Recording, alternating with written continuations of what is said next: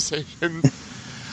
She does make a point that she's not one of those people like his girlfriend that might actually try to make him stay in New Jersey instead of moving to Florida. And Dante says, if anyone could do it, it would be you. Yeah. Wow. It's really laying I think that's why the scene makes me a little bit uncomfortable, because it's so laid out on the table.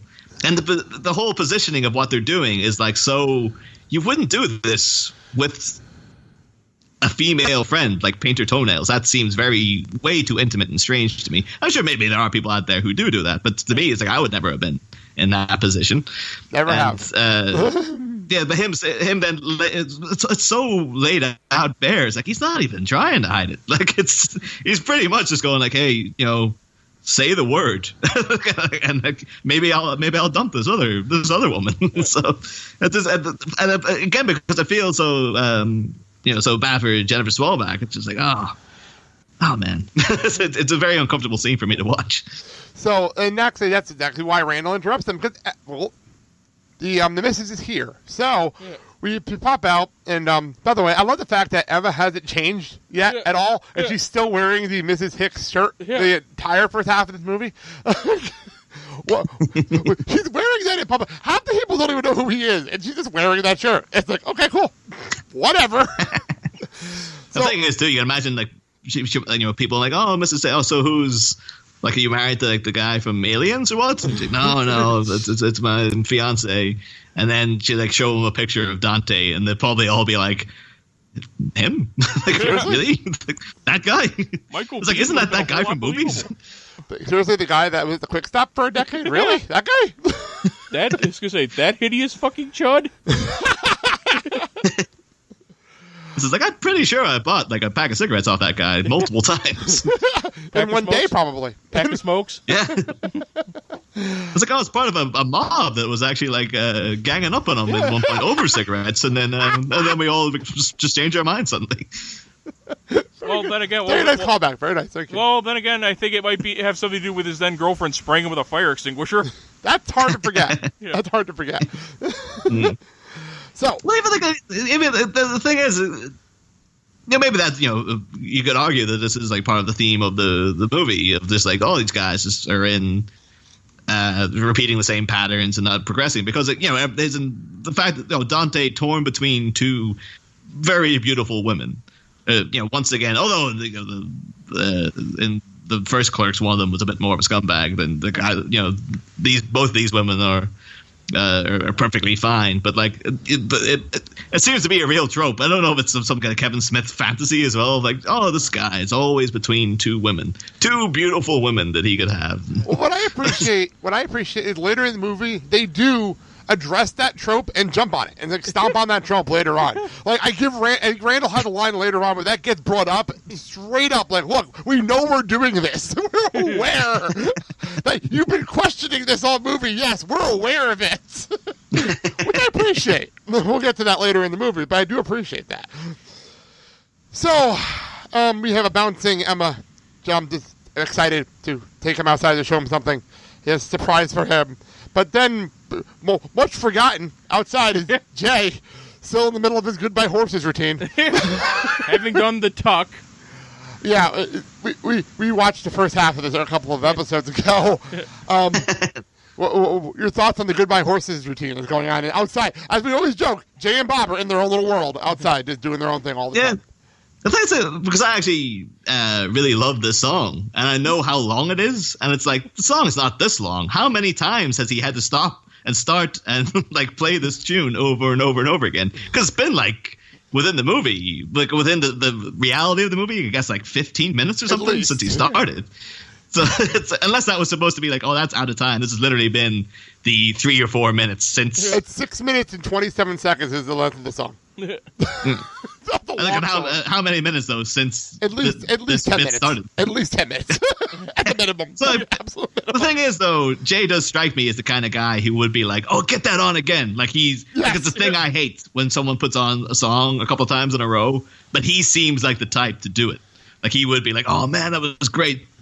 Go again," and then Bob would give him just like an eye roll and be like, and then just hit rewind on the tape, It's So I just have a story about this. When I worked through UPS, it was right around the time when Green Day dropped American Idiot. That's actually when I was working there. And K-Rock, which was also the Howard Stern station, but he was on terrestrial radio. This is how far back I'm going. He was still on terrestrial radio with this. They would play a lot of music, obviously, until Howard Stern came on. The DJ, when American Idiot dropped, decided, I'm just going to keep listening to Jesus of Suburbia over and over again for a half an hour. And I like that song, but damn it, by the end of the hour, I was ready to throw the radio. See, I distinctly remember when that album came out as well, because my friend Anthony, who is like a massive Green Day fan, we'd go to, and like when you're a teenager, you meet up and you have a couple of drinks and stuff, and we always had a system where like people would pass around the early days iPod we had then, or like whatever it was. I don't think it was an official iPod or some kind of knockoff, but you put on you put on a song, you pass it around, someone else puts on a song, and you wait for each song to end so everyone gets a go. And every fucking time, Jesus of Suburbia, like this was his trick of like, I know a song that's like 15 minutes long. What are you gonna do about that? It's like, oh, you son of a bitch. You know what's funny? I've seen Green Day in concert, and it doesn't feel that long when it's in concert. It really doesn't. Because the concert, when I saw it, was literally like the first 3 tracks in a row. Like they just played the album, like first 3 tracks, and it didn't feel like that long. It did in concert. Although you asked the question, I looked it up. We are at minute 37 when we get to Jay here. He started this at minute 23. Oh, crap. So this is definitely like his third cycle of like playing this. Oh, you're glad you mentioned we got to minute 37 in a row? Oh, shit, you're right, we did. I didn't even think of that. Good call. That was still not even a thought process there.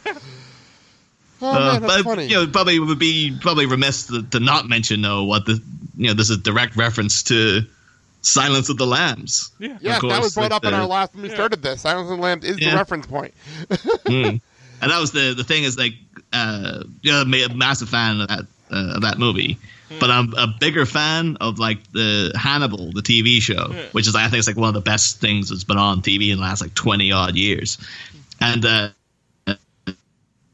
The thing is because you get the odd, very slight visual reference to the movie. It's like just look at the ones in Silence of the Lambs, but everything else is more like no, we're doing our version of the books and we're not leaning on the movies in any way. But the thing is, they never got to do Silence of the Lambs, although I know that they still want to. Oh. But if they did it and they didn't have in some sort of reference to Goodbye Horses, it would have been like.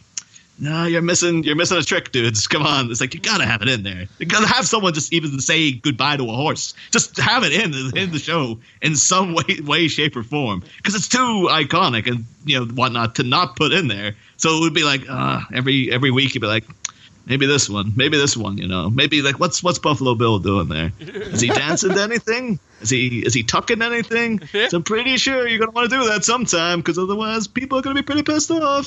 He's playing hide the sausage with himself.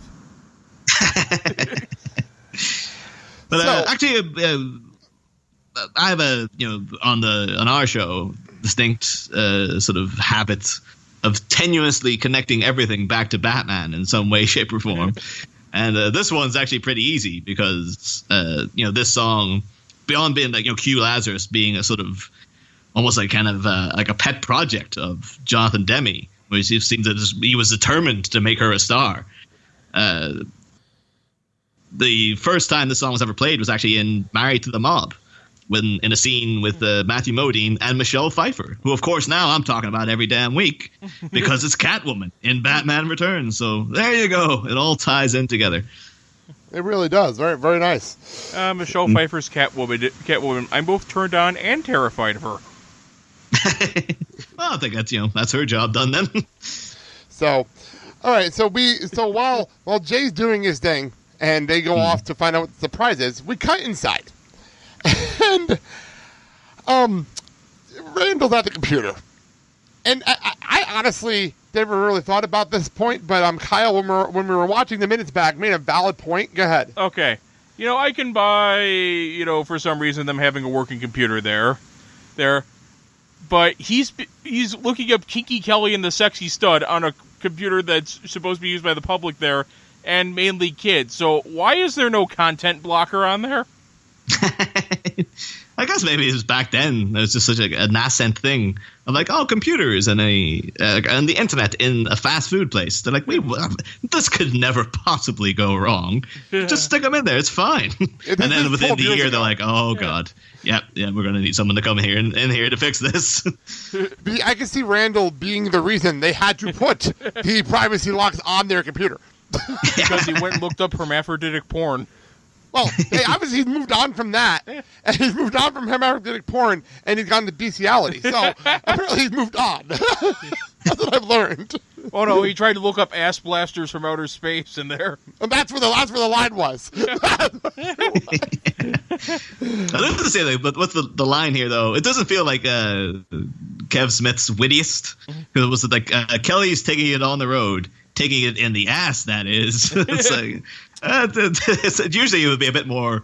There's kind of wordplay there, but usually Kevin Smith would pride himself in something a lot more clever than that. Well, let's be quite honest. It kind of seems believable that a site like that would actually have a horrible pun like that. That could be what it was.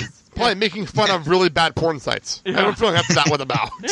The thing is, like all this, these 2 minutes though, like quite appropriately, they really remind me of my friend Gaz, who's been on Bat Minute, and he's the type of guy like he has a pet.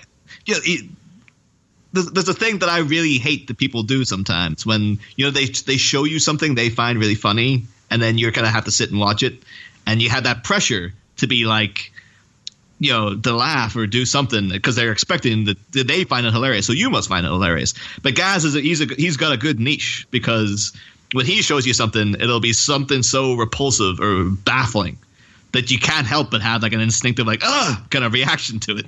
So he's the kind of guy who like there's times he's put on like widescreen TVs in the living room, like footage of like a guy shoving an entire glass up his ass and then breaking and him having to like slowly take out the bloody shards and stuff. Oh God. And he's just like, oh man, this is amazing. But like the thing is, this scene with Randall really reminds me of him because this is what he would be doing. Like he would be like, oh, this is where his mind would go. Like someone's going, we got to look up something weird for him to do. And like, yeah, a donkey show would be like. Yeah. The thing is, because I've watched Clerks 2 with him, and he thinks that donkey show scene is like the funniest thing in the universe. I've seen him like probably crying with laughter while watching it and stuff. Oh my God! And I actually remember the same time we watched it. It was like a random Saturday night. And we fired the song because I hadn't seen it in a while, and we actually we were talking about like, how good a song like "Goodbye Horses" and stuff was, and then he started looking up. Just like because he had a laptop to hand, he was just like looking up stuff about the Buffalo Bill scene, and I think he typed in just "dick tuck" into Google, and then he was just howling with laughter. And we found out it's because one of the immediate things that came up was some U.S. senator called Senator Dick Tuck, and he was just like, "This is the greatest thing I've ever seen in my life." And it was just some like little old man, but he was just hysterical. Like, "That's it. Just pause the movie. I'm gonna have to sit and talk about this for like 20 minutes." That's funny. I never knew that. That's hysterical. Yeah, but that's the kind of, yeah. So like, seeing all the stuff with all the stuff pretty much with Randall, and this is like, yeah, I know a guy who would have gone down this road, and I can imagine Randall finding Senator Dick Tuck as well and finding it hilarious and coming in to tell Dante about it. Yes, or as this is my segue to the other part of this scene that we haven't discussed yet, Elias. Oh, poor innocent Elias. Just always in the middle of something when it comes to Randall. But he walks up. I have this in front of me because this is so Elias. I'm not going to do this justice because of Trevor's amazing reading of this. But I will just try my best. So, are you looking for a good Transformer site? Because at cars2bots.com, you can get an avatar. That's your picture, morphed to look like a robot. I kind of feel so sorry for him as well because I know this guy too, who's like he's so insanely nerdy, and he doesn't like care. Like how much crap does Randall have to give him until he'll learn just don't bother. Like, why are you coming up and trying to be nice to him? You know that Randall's going to take the piss out of you about the transfer.